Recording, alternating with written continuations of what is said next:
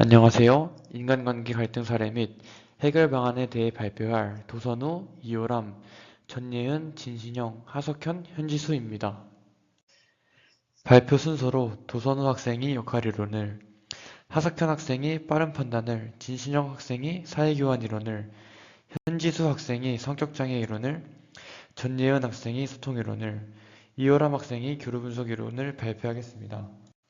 안녕하세요. 저는 도선우입니다. 제가 발표할 갈등 사례는 역할 이론의 사례입니다. 역할 이론은 사회적 역할을 기대에 맞추어 잘 수행할 때 이상적 인간관계가 가능합니다. 역할 이론은 역할에 대한 기대 수준과 역할 기대가 서로 상충할 때 갈등이 생기게 되는 것을 말합니다. 다음으로 제 갈등 사례를 말씀드리겠습니다. 대상은 고등학교 방송 동아리 선배이고 시기는 제가 고등학교 1학년의 시절인 2022년입니다. 갈등 내용은 선배께서 저에게 능동적인 태도로 역할에 임하기를 원하셨는데 제가 아무래도 학기 초이다 보니 수동적인 태도로 역할을 맡게 되어서 갈등이 생기게 되었습니다. 다음으로 갈등 진행 단계입니다. 갈등의 시작 단계에서는 상대방이 제가 방송 동아리 부장으로서 능동적으로 역할을 맡아주길 바랬지만 수동적인 태도로 역할을 맡아 기대치에 미치지 못하게 되었고 갈등이 발생하게 되었습니다. 갈등의 악화 단계에서는 갈등이 생겼음에도 불구하고 제가 계속 수동적인 태도로 역할에 임하게 되어서 갈등이 악화가 되었습니다. 다음으로는 갈등의 해소 단계입니다. 갈등의 악화에서 확대가 되지 않고 제가 맡은 역할을 책임을 다해 수행하면서 능동적이고 협조적인 태도로 변하면서 갈등이 해소되게 되었습니다. 미흡했던 점과 해결 방안에 대해 말씀드리겠습니다. 먼저 미흡했던 점은 수동적인 태도로 역할을 맡은 것과 경고를 받은 후에도 수동적인 태도를 유지하게 된 것, 맡은 역할에 대한 기대치를 충족시키지 못한 것입니다. 해결 방안으로는 갈등 상황을 수용함으로써 능동적인 태도로 임하려고 노력하고 책임감을 강조하는 것입니다. 이론 및 갈등 사례, 빠른 판단 단계, 상대방을 자신의 경험이나 상식에 근거하여 빠르게 평가하는 단계입니다. 부분적인 정보로 빠르게 판단하여 왜곡될 가능성이 큽니다. 나의 갈등 사례, 대상, 처음 본 친구, 시기, 약 한 달 전, 갈등 내용, 처음 대면했을 때 그 친구의 겉모습만 보고 친해지기 어려워했다. 갈등 상황, 낯가림이 있어서 섣부른 판단을 하였다. 미흡했던 점 및 해결 방안. 미흡했던 점, 겉모습만으로 그 친구의 내면을 충분히 파악하지 못한 채 나의 생각만으로 빠르게 판단하여 더 대화를 못 나누어 봤던 것이 아쉬웠습니다. 해결 방안 1번 용기 내어 대화하기, 2번 선입견 점검하기, 3번 정보 수집 질문하기. 안녕하세요. 저는 25학번 B반 진신영이라고 합니다. 제가 발표할 다음으로 갈등 진행 단계입니다. 처음으로 갈등의 시작입니다. 미흡했던 점 및 해결 방안입니다. 안녕하세요. 성격장애 이론 발표를 맡은 2호학번 현지수입니다. 성격장애 이론 중에서 의존성 성격장애는 C군에 속하는 이론으로 불안하고 두려움이 많이 보입니다. 이러한 성격장애를 갖는 경우 다음과 같은 특징이 나타날 수 있습니다. 첫 번째, 다른 사람의 조언 없이 스스로 무언가를 결정하지 못합니다. 두 번째, 타인의 지지나 승인을 잃을까봐 자신의 의견을 표현하기를 무서워하고 타인의 반대를 두려워합니다. 세 번째, 동기나 능력이 부족하기보다는 자신감이 부족해 어떤 일을 하기 시작하기 어렵습니다. 네 번째, 혼자 있으면 불안하고 무기력합니다. 다음은 갈등 내용입니다. 고등학교 때 친했던 친구가 개인 발표 과제를 하면서 주제와 내용에 대해 혼자 결정해야 하는 부분을 끊임없이 저에게 물어보고 본인이 알아서 해야 하는 일을 저에게 미루었습니다. 또 어떤 날은 혼자 밥을 먹지 못해서 이미 밥을 먹은 저에게 와서 옆자리에서 밥 먹는 것을 지켜봐 달라고 했습니다. 이로 인해 부담을 느낀 저는 친구에게 힘들다고 하였으나 친구는 스스로 의존적인 성격을 인정하지 않고 개선하지 않아 결국에는 이 친구와 멀어지게 되었습니다. 이 상황에서 제가 대처가 미흡했던 점은 초기에 친구의 부탁을 흔쾌히 너무 많이 들어주었고 친구의 행동에 감정적으로 대응하고 회피하기만 급급했습니다. 또 친구의 의존적인 성격을 이해하려 하지 않았고 결국에는 부담을 느껴 학교나 선생님에게 도움을 요청할 생각을 못했습니다. 따라서 향후에 이와 같은 일이 발생한다면 상대의 불안과 두려움을 이해하려 노력하고 바로 도움을 주기보다 상대의 생각이 어떤지 물어보고 스스로 할 수 있도록 유도할 것입니다.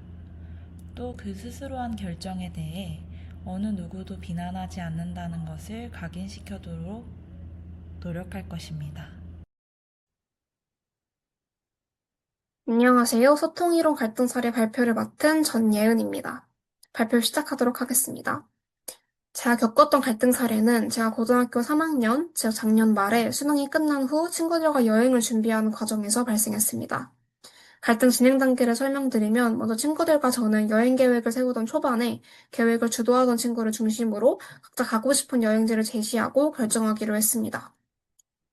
하지만 저희 모두 이 과정에서 서로의 의견을 충분히 배려하거나 혹은 경청하는 모습보다는 자신의 의견을 우선시하는 모습을 보였습니다. 그 결과 여행지 결정이 계속 미뤄지게 되었고 소통이 원활하지 않으면서 서로에게 서운한 점들이 계속 쌓이게 되었고 결국 여행 계획을 주도했던 친구가 크게 화를 내는 상황으로까지 발전하게 되었습니다.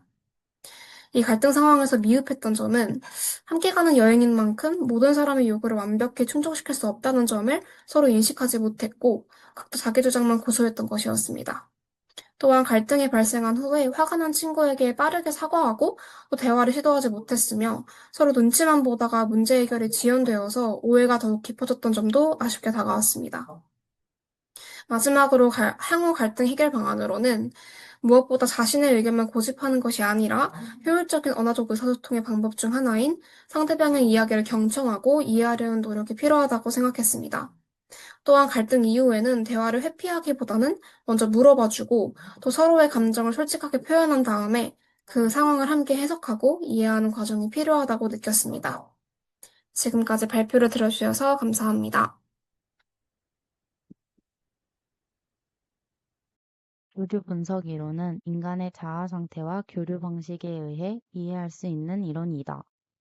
자아 상태는 특정한 행동 경향성과 관련된 내적 상태를 이야기하고 교류 분석 이론의 교류는 인간관계에 있어서 각 개인의 자아 상태가 서로 상호작용하는 것을 이야기한다. 자아 상태는 부모 자아, 성인 자아, 아동 자아 세 가지로 구분되어 있다. 교류 분석 이론을 통한 갈등이 생기는 이유는 상황에 맞는 자아 상태가 형성되지 않을 때와 두 사람의 자아 상태가 서로 부딪힐 때 갈등이 생긴다.